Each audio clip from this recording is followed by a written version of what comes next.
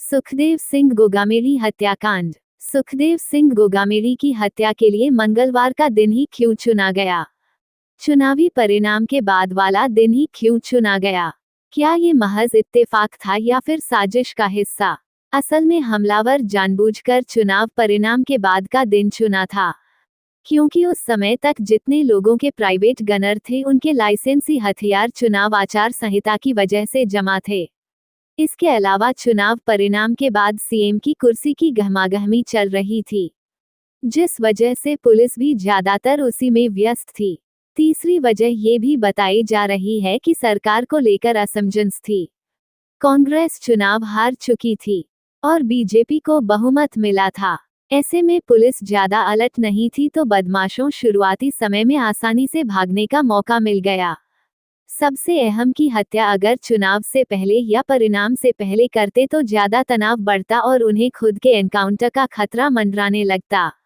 इसलिए पुलिस के कम अलर्ट होने, सुखदेव सिंह गोगामेड़ी के गनर के पास हथियार नहीं होने और उनके 2 गनर के छुट्टी पर होने का फायदा उठाकर उस दिन को चुना गया। बताया जा रहा है कि गोगामेड़ी अक्सर किसी से मुलाकात के लिए एक हाई सिक्योरिटी कमरे में करते थे, जहां हथियार लेकर नहीं जा सकते थे।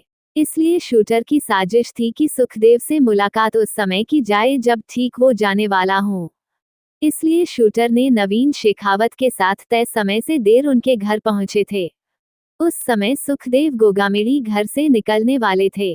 चूंकि नवीन शेखावत अच्छी पहचान वाले थे, इसलिए सुखदेव उनसे मिलने के लिए हाई सिक्योरिटी वाले कमरे की जगह बाहर वाले कमरे की बैठकी में आ गए थे।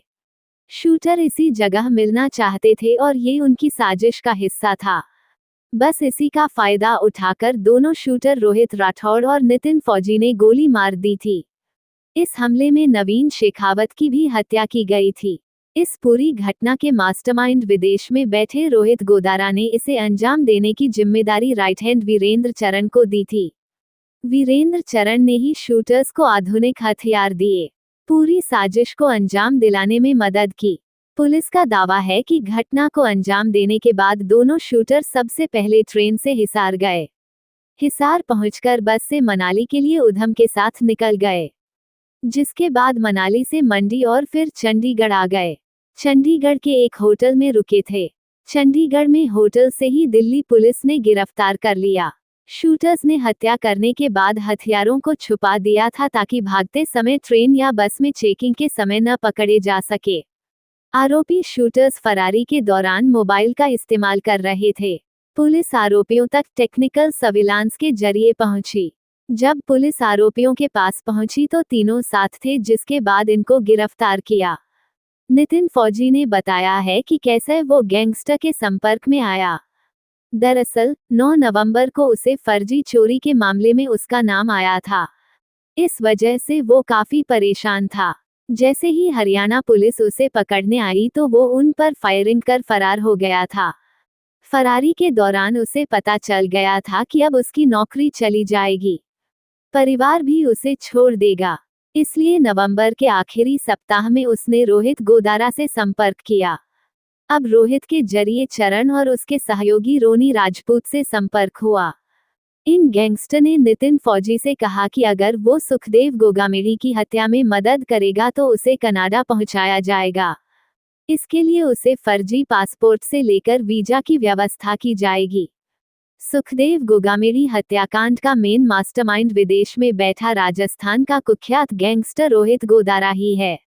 रोहित गोदारा ने सुखदेव की हत्या का टास्क और शूटर अरेंज करने की जिम्मेदारी अपने राइट हैंड मैन वीरेंद्र चारण को दी थी।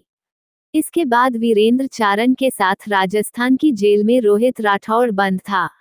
रोहित रेप के केस में राजस्थान की अजमेर जेल में वीरेंद्र चारण के साथ बंद था, इसलिए दोनों में दोस्ती हो गई थी। रोहित ने पूछताछ में बताया कि उसके ऊपर रेप का केस दर्ज था, जिसमें सुखदेव उसके खिलाफ पैरवी कर रहा था, जिससे वो सुखदेव से गुस्से में था। रोहित के गुस्से का फायदा वीरेंद्र चारण ने उठाया और सुखदेव की हत्या के लिए रोहित को तैयार किया। वहीं नितिन फौजी पर हरियाणा के महेंद्रगढ़ में किडनैपिंग का केस दर्ज है। नितिन फौजी भी जेल में रहने के दौरान वीरेंद्र चारण के संपर्क में आया था। नितिन को विदेश जाना था और वहीं पर सेटल होना था।